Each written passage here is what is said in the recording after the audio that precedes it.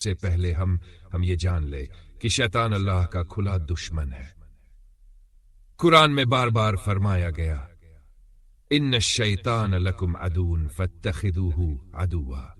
ترجمہ، بے شک شیطان تمہارا دشمن ہے، پس تم بھی اسے دشمن ہی سمجھو۔ شیطان کا مقصد صرف یہ ہے کہ انسان کو اللہ کے قریب نہ ہونے دے، اس لیے وہ ہر نیکی کے راستے میں رکاوٹ بنتا ہے، چاہے وہ نماز ہو، روزہ ہو یا صدقہ و خیرات۔ حدیث و تفسیر میں شیطان کی ماں کا ذکر براہ راست نہیں ملتا، لیکن علماء کرام نے ایک اصطلاح استعمال کی ہے۔ شیطان کا سب سے بڑا ہتھیار بخل ہے، بخل، کنجوسی کو کچھ مفسرین نے شیطان کی ماں کہا ہے، یعنی جیسے ماں اپنی اولاد کو پیدا کرتی ہے اسی طرح بخل تمام برائیوں کو جنم دیتا ہے، یعنی جو شخص بخیل ہوتا ہے وہ شیطان کے جال میں آ جاتا ہے۔ بخل انسان کو صدقہ دینے، خیرات کرنے، اللہ کی راہ میں خرچ کرنے سے روکتا ہے۔ قرآن میں ہے وَمَنْ يُوقَ شُحَّ نَفْسِهِ فَأُولَئِكَ هُمُ الْمُفْلِحُونَ۔ ترجمہ، اور جو اپنے نفس کی بخل سے بچ گیا وہی کامیاب ہے۔ شیطان انسان کو صدقہ دینے سے کیسے روکتا ہے؟ یعنی غربت کا خوف دلاتا ہے۔ قرآن میں ہے الشیطان یعدکم الفقر ویأمرکم بالفحشاء۔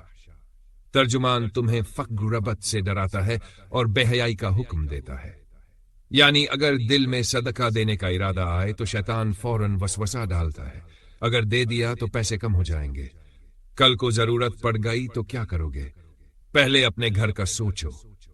نفس کو دنیا سے جوڑ دیتا ہے۔ شیطان کہتا ہے کہ یہ پیسہ تمہاری محنت سے کمایا ہے، کیوں دوسروں کو دو، اور یوں دل میں بخل اور کنجوسی پیدا کرتا ہے۔ جھوٹی امیدیں دیتا ہے شیطان، انسان کو ٹالتا ہے، آج نہیں کل صدقہ دے دینا، جب زیادہ کما لوگے تب زیادہ دو گے، لیکن حقیقت یہ ہے کہ وہ کل کبھی نہیں آتا۔ جیت، بچوں اور گھر کا بہانہ، شیطان کہتا ہے کہ اگر صدقہ دیا تو بچوں کے مستقبل پر اثر پڑے گا، جبکہ حقیقت یہ ہے کہ بچوں کا رزاق اللہ ہے، ہم نہیں۔ ریا اور دکھاوا پیدا کرتا ہے، اگر کوئی صدقہ دے بھی تو شیطان یہ کوشش کرتا ہے کہ وہ دکھاوے کے لیے دے تاکہ نیکی ضائع ہو جائے۔ حدیث کی روشنی میں رسول اللہ ہم نے فرمایا صدقہ مال کو کم نہیں کرتا۔ ہر روز صبح دو فرشتے اترتے ہیں، ایک کہتا ہے یا اللہ خرچ کرنے والے کو اور دے، اور دوسرا کہتا ہے یا اللہ روکنے والے کو ہلاک کر دے۔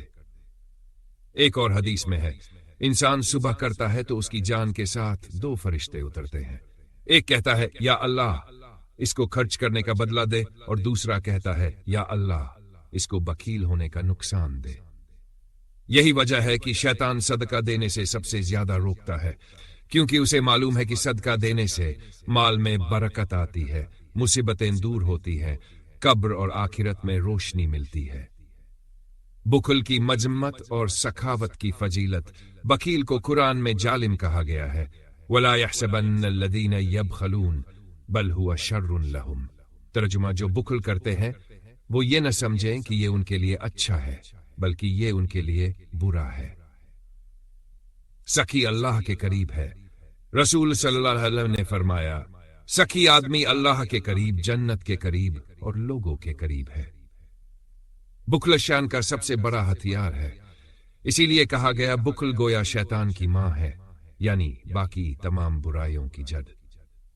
ہمیں چاہیے کہ شیطان کے وسوسوں کو پہچانے۔ جب بھی دل میں یہ خیال آئے کہ اگر میں صدقہ دوں گا تو میرا مال کم ہو جائے گا، تو فوراً یاد کرے اللہ کا وعدہ ہے کہ صدقہ مال کو بڑھاتا ہے۔